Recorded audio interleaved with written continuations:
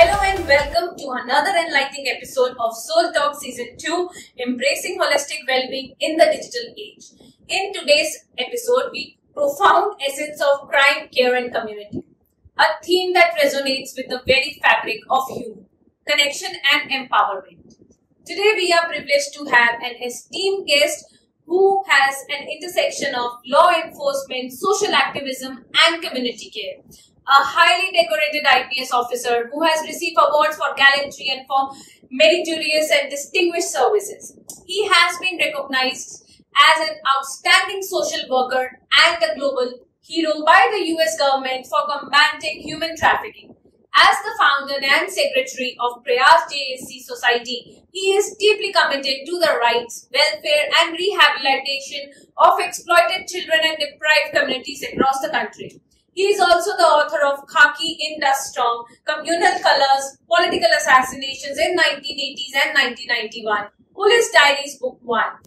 Ladies and gentlemen, join us as we explore the impactful journey of Mr. Amod K. Kanth, whose dedication to justice and community welfare provides invaluable insights into building a more compassionate and supportive society. In conversation with one and only Mr. Kapil Gupta, founder of Solh Wellness.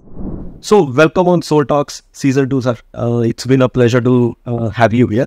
Let me start with my questions. Repeated exposure to violence and trauma can have a profound impact on mental well-being. How does Prayas help individuals and communities build resilience and cope with the psychological effects of crime and social hardship? No, you said correctly that violence and crimes, they have a very dramatic effect on anyone. I mean, no distinctions about people.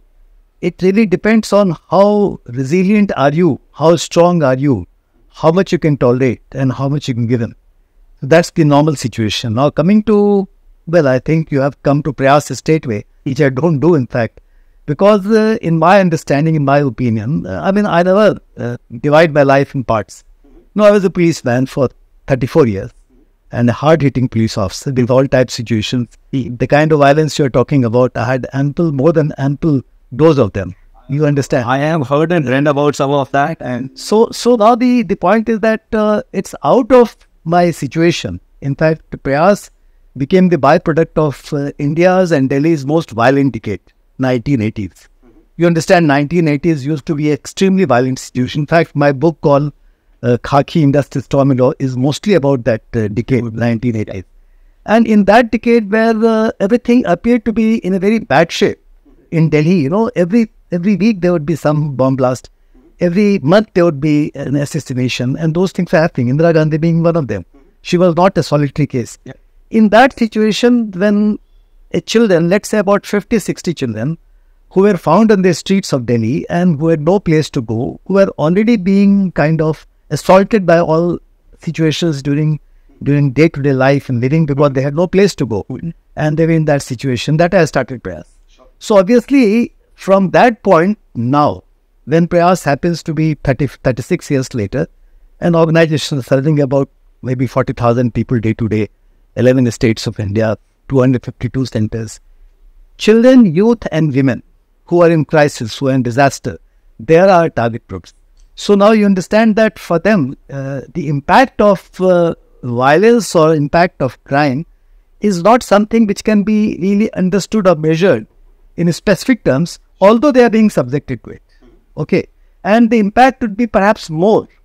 But if they happen to be well prepared on account of their inherent resilience, maybe impact is less. Absolutely. Absolutely.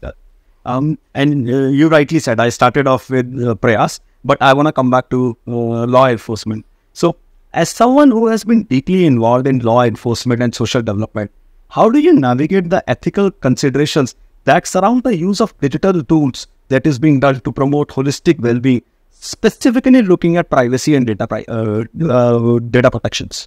See, on both sides, on the side of, let's say, law enforcement, for police officers or any law enforcement officer, who is dealing with situations which are extraordinary, dealing with situations which get into criminality or deviance. Okay. Now for them, the digital changes or the changes in the digital world, I think it's heavily impacting their work and it's heavily challenging them all the time. That's one part of it. The other part you talked about, let's say social work, or let's say the other part of my life or my work that we are referring to. There again, its impact is heavy, very serious impact. But then why should you distinguish them? I mean, why should we make them a separate situation? They are one and the same. And then, as in our first kind of interview we discussed, that the impact of digitalization or this world of space, okay, or it has created a complete change during the past maybe 15-20 years in the mentality on the living and the entire approach of not only the police or law enforcement agency, but people at large. And especially those people who are into those kind of surroundings where they're being challenged, assaulted or suffering traumas. I think for them, their reactions and their follow-up action or whatever that happens on account of their connectivity with this digital world, it creates very different kind of situation, which is mind-boggling and extremely challenging for both. Sure. Am I clear to you? Sure. Absolutely. So, sir, you have also been very significantly involved in policy formation as well as program implementation. How do you perceive the intersection of mental health and holistic well-being, particularly concerning vulnerable populations such as underprivileged children and trafficking survivors?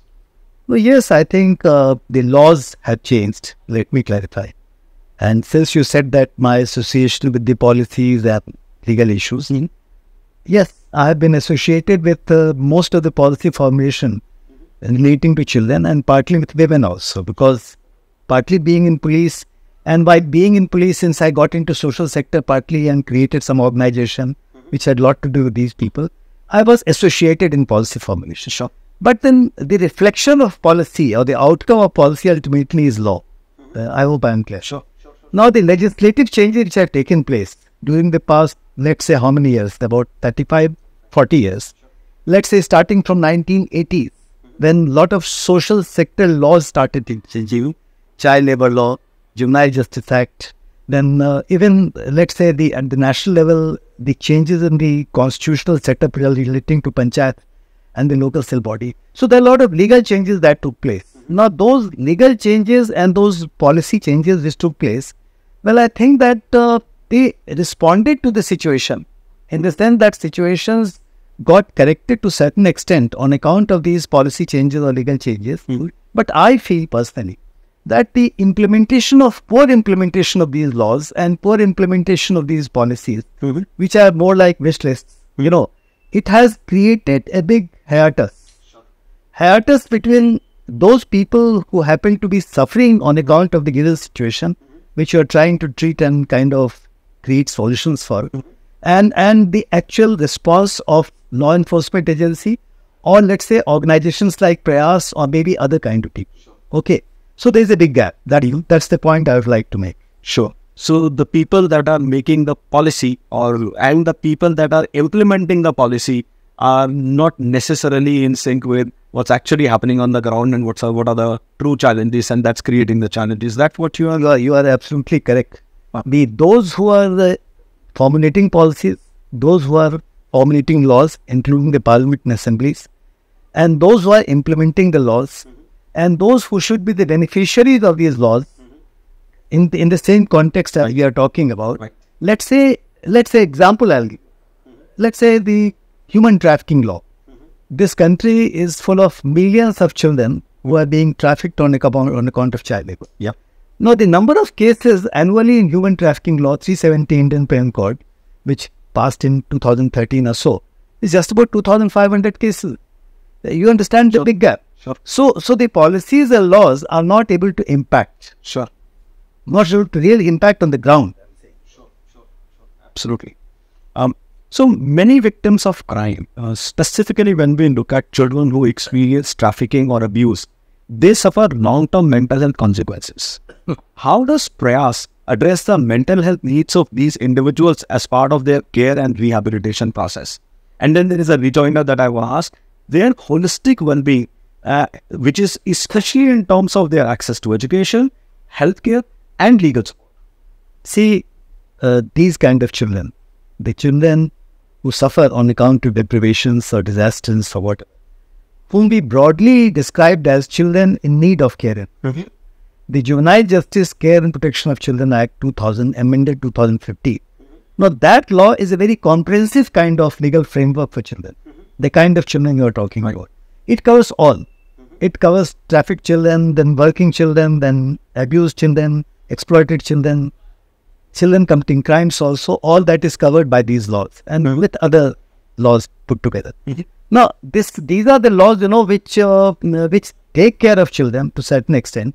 But then actually the problem arises that the mechanism which is created, for these children to be looked after, that is not perfect at total. So far as Prayas is concerned, if we talk in the reference to Prayas, in the context of their care, protection, development, welfare, rehabilitation, I am using this term particularly, which is aligned to United Nations Convention on Rights of Child and aligned to our policies also. We had a system. If we provide education to a child who can't go to school, if we provide skill development to a growing child who can be empowered on account of it, if we provide, let's say, counseling or that kind of support to a child who may not go wayward on account of these issues, we are giving certain very basic and direct services. And these kind of activities and programs which Prayas creates, or area organization like ours create, they definitely create a major impact. Positive impact. That's all I can say. Okay. Sure.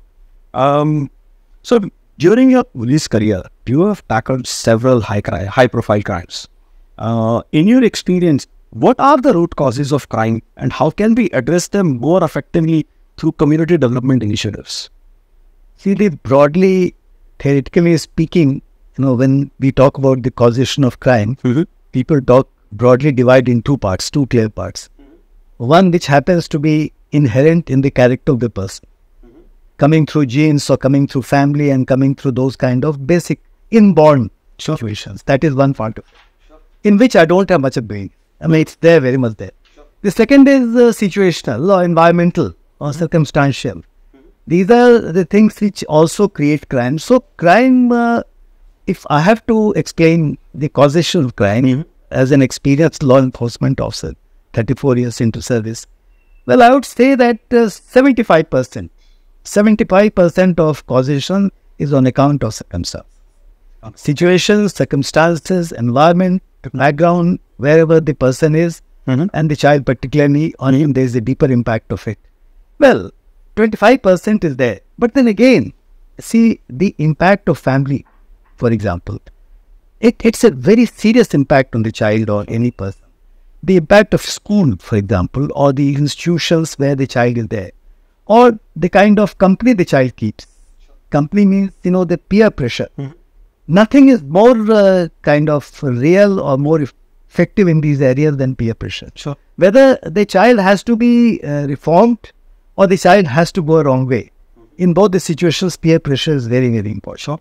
We find, for example, when you talk about rehabilitation, even rehabilitation, those kind of children who happen to be mentally or physically challenged, or let's say special kind of children, I have found in Prayas, surprisingly, that those kind of children are much better looked after by their own kind of children in that same home or situation, compared to a situation where the child is taken out and kept in some kind of special home or a special kind of treatment situation, unless the problem is very, very severe. I hope I am clear. So the impact of the role of community or the role of immediate surroundings or the role of, let's say, the family is something which is paramount in these situations, and they either make or mar the person. Okay. So how much would you attribute the lack of being heard in many cases? Being heard. It's being heard. So, okay. For many people, crime many times becomes, a way to create a bank so somebody would listen to me. How much in your experience, elaborate vast experience, how much of crimes are influenced by this need for someone to simply be heard? I think perhaps I'll quote a very interesting story. All right. See, I investigated cases relating to Charles Sobras, the most notorious criminal, about which I wrote my book also. Now, his main accomplice was a character called David Richard Hall. And he was the person who got Charles out of Tihar jail. You must have heard that. Yeah. Notorious escape. There was, I think, a series on this. That's correct. So I've seen. And my book, there's a big chapter in it on Charles Sobraj in this. This David Richard Hall, for example, he held a clue to Charles's life and entire work. He was closest fellow.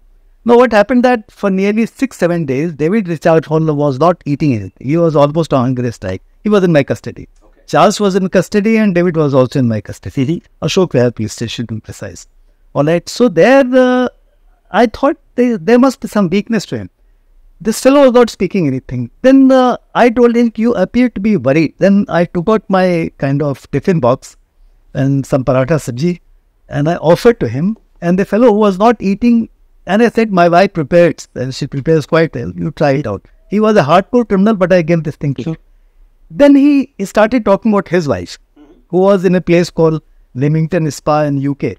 And he was deeply worried that his wife will be ultimately got eliminated by Charles Sobraj if something happens to him. You understand that? Okay. So I gave him, and they started speaking. We call in police language, he started singing. So the fellow you'll not believe, the man was not speaking a word. Through this small emotional stimuli, he talked for 9 hours. 9 hours, this man, David Richard Hall, kept talking.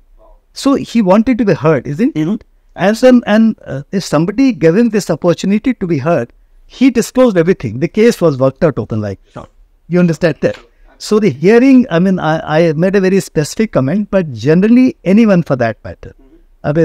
Small or big, poor or rich, deprived or not deprived, everybody, I think, probably wants to be heard. And if that person is heard, half the problem is sorted out. Even in police, as a policeman, I would like to say that if the police just listens to people, even before arresting FIR, I think 50%, 30% problem is sorted out. Sure. I guess in that, and at least from my experiences, I guess if the reverse becomes true, it might be very beneficial as well. So if people, authorities for that matter, start listening to the cop on the road, on the street, I think I agree. See, the communication is a very powerful thing. Yeah. Communication is a very powerful thing. In fact, as this medium is a message, who said it? Some very powerful philosopher said that medium is message. It is in itself what you are doing and what we are doing by itself is something which is very thriving and live thing. So you're absolutely correct. It's both ways. And as somebody who is a victim of situation, as somebody who is an authority, a communication between the two brings out the best results. Yep. So, in the work that you do with underprivileged kids, with kids that have been trafficked or that have been abused, are you able to develop this communication methodology for them to be able to speak, for them to be able to pour their heart out, or sing, as you said, you would say as a cop? Are you able to provide that, or what are? See, I have found that, I think not always that a very well-trained kind of person and a very good communicator, because of the training or skills acquired through education or whatever special programs, is the best person to do it. Sure. See, the person who is able to create that rapport with the kind of children, the kind of people I deal with, maybe 30, 40,000 of them. Sure. Now, our educators, our caretakers, even the staff who are with them, for example, and ultimately the counselors who are there. This building is one of the institutions, as you know. A lot of girls are here, and you have got counselor, you have got manager, you have got all types. So those who are trained definitely are able to bring out if that empathy is created, if that communication channel is established. So it goes without saying that this kind of communication or rapport that holds the key to most of the problems which they are facing. And it's very much required. And Prayas, I think, has done it reasonably well. When you go around this home, for example, in the evening when you see these girls when they come out, you'll be surprised to see the level of happiness that they have.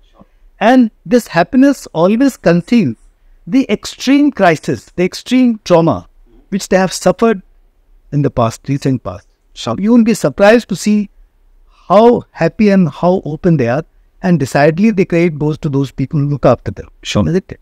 Sure. I'm sure, we can keep talking on and on and on. And, the kind of cases and the kind of work that you have been involved with, both from a law enforcement perspective, as well as from the perspective of working with the underprivileged kids. It's, I'm sure there are nuggets and nuggets and nuggets of knowledge and, topics that we can discuss.